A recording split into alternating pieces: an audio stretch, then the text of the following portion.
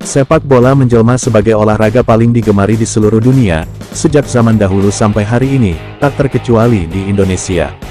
Antusias yang meningkat pada sepak bola dapat kita lihat di kancah liga amatir sampai profesional.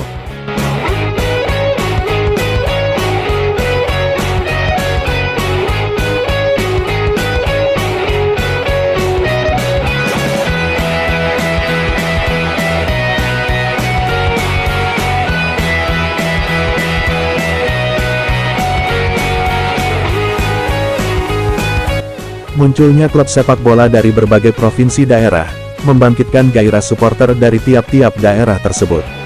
Rasa bangga, rasa memiliki, dan juga rasa cinta yang lebih kepada tim lokal daerah masing-masing, yang terkadang dapat melumpuhkan logika.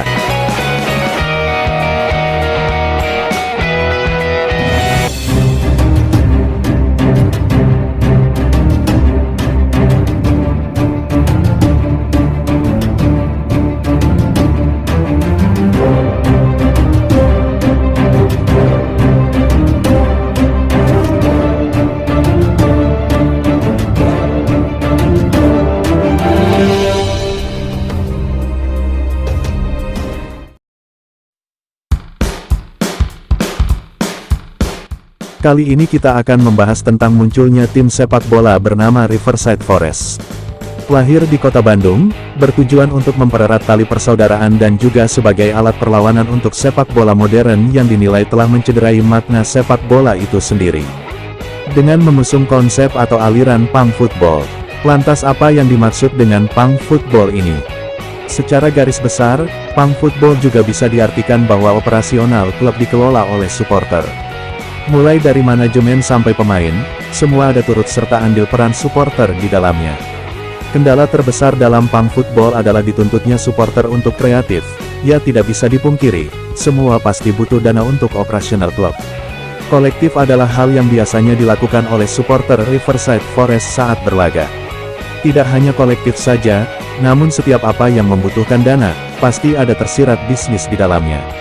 Terkait hal tersebut, cara mereka mendapat pemasukan melalui keuntungan penjualan merchandise. Namun dalam hal ini masih wajar-wajar saja, sebab keuntungan dari penjualan merchandise dikembalikan untuk keberlangsungan klub Riverside Forest. Tanggung jawab transparansi keuangan juga dilakukan, demi menjaga opini publik.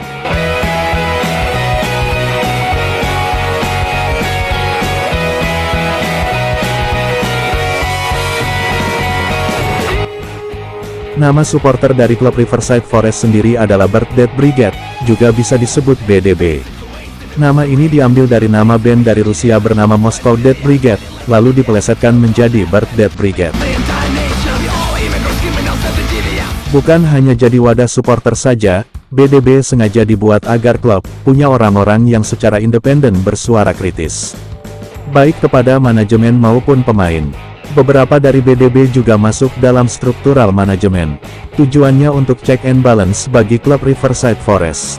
Selain kritis dalam sepak bola, BDB juga menjadi sebuah wadah untuk bersuara kritis terhadap isu-isu lingkungan dan sosial. Maka tidak heran pada setiap pertandingan di pagar tribun banyak spanduk-spanduk yang bertuliskan sindiran terhadap isu-isu tertentu.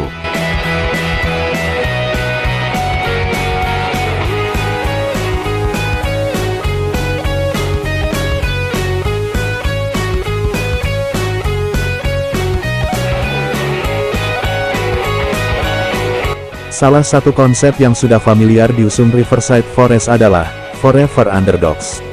Mengandung makna, tidak memperdulikan gelar juara ataupun prestasi. Mereka lebih mementingkan terjalinnya tali silaturahmi semua pihak, yang dimana itu adalah memang tujuan awal klub ini dibentuk. Jadi mereka lebih mengusung pesan moral yang sudah minim disuarakan pada sepak bola Indonesia.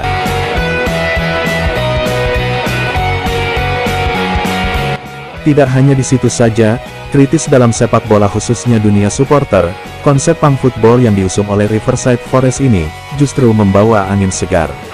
Yang mana arti dari supporter saat ini sudah melenceng jauh melewati batas. Sudah banyak kasus pertumpahan darah antar supporter hingga nyawa melayang atas nama rivalitas. Terkait hal tersebut, melalui Riverside Forest ingin mengembalikan arti dari sepak bola yang sesungguhnya, yaitu sepak bola adalah simbol pemersatu bangsa, bukan sebagai pemecah persatuan.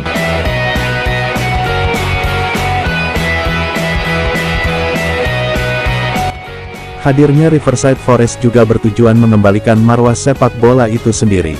Yang mana sepak bola adalah sebagai hiburan rakyat, serta dapat dinikmati dan dimainkan oleh semua kalangan, tanpa batas kelas. Dengan klub berbasis supporter yang menjadi pembeda dari klub-klub lainnya. Kemudian bisa saling bergandeng tangan antara pemain, supporter, dan manajemennya, sehingga tidak ada lagi pembatas di antaranya.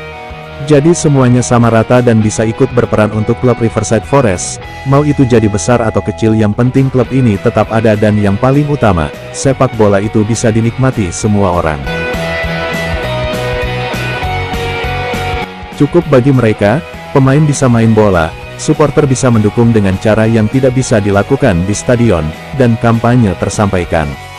Maksud cara yang tidak bisa dilakukan di stadion ini adalah sederet aturan yang selama ini membatasi ruang gerak supporter.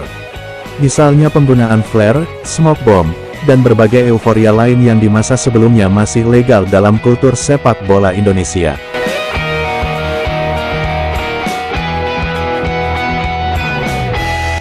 Beginilah kota Bandung, di mana tiada pernah ada henti-hentinya membuat gerakan dalam hal apapun. Untuk Riverside Forest, tetaplah kuat menjadi pelopor punk football di Indonesia. Dan semoga terus bermunculan klub sepak bola berkonsep punk football di kota-kota lain.